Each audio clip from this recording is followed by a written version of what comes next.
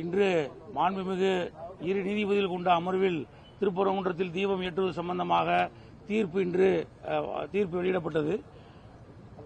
நீதிபதிகள் முதல்ல தீபம் ஏற்ற வேண்டியது ஒரு கட்டாயம் அப்படின்றத உறுதிப்படுத்தியிருக்காங்க.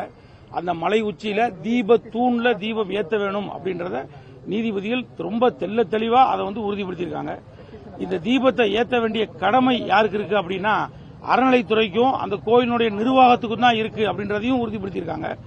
இதுல அவங்க எந்த காலகட்டத்திலையும் எந்த காரணமும் சொல்லி இதை தவிர்க்க கூடாதுன்னு சொல்லியிருக்காங்க. வேற யாரும், அதாவது தனிநபர்கள் யாரும் மேல அனுமதிக்கப்பட மாட்டாது. இது அவங்க அறநிலைத்துறை சார்பும் ஈஓ சார்புலையும் தான் இதை செய்யணும்ன்றதை உறுதிப்படுத்தியிருக்காங்க.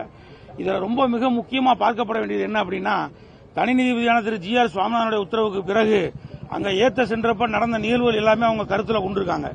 அதுல அவங்க சொல்லியிருக்காங்க, ஒரு நிர்வாகத்தை சேர்ந்த ஒரு 10 பேர் மேல போய் விளக்கு ஏத்துறதுனால அங்க ஒரு சட்ட ஒழுங்கு பிரச்சனை வந்துரும் அப்படின்னு அவங்க சொல்றது எதை குறிக்குதுன்னா, அரசாங்கத்தினுடைய கையாலாகாத தனம் அப்படின்னு சொல்றாங்க.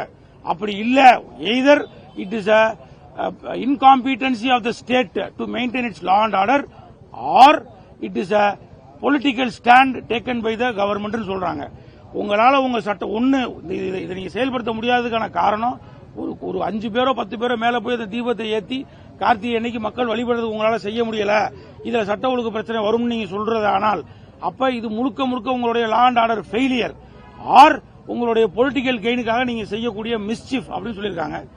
அதுக்கு அடுத்து பார்த்தோம்னா முக்கியமான ஒரு விமர்சனம் என்ன அப்படின்னா, single judge justice GR Swaminathan முன்னாடி எழுப்பப்படாத ஒரு ஆர்குமெண்ட்டை டிவிஷன் பெஞ்சில் அவங்க ரைஸ் பண்ணியிருக்காங்க. வக்ஃப் போர்டு, அதாவது தீபத்தூன்றது எங்களுடைய சொத்து, அது எங்களுடைய பவுண்டரி, எங்களுடைய எல்லைக்குள்ள வர்றது அப்படின்னு அவங்க சொல்லியிருக்காங்க.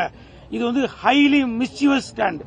இதை கண்டிக்க வேண்டிய அறநிலைத்துறையோ கோவில் நிர்வாகமோ அதுக்கு எதிர்ப்பு தெரிவிக்காம அதுக்கு அதை சார்ந்த நிலை எடுத்ததையும் அவங்க கண்டிச்சிருக்காங்க.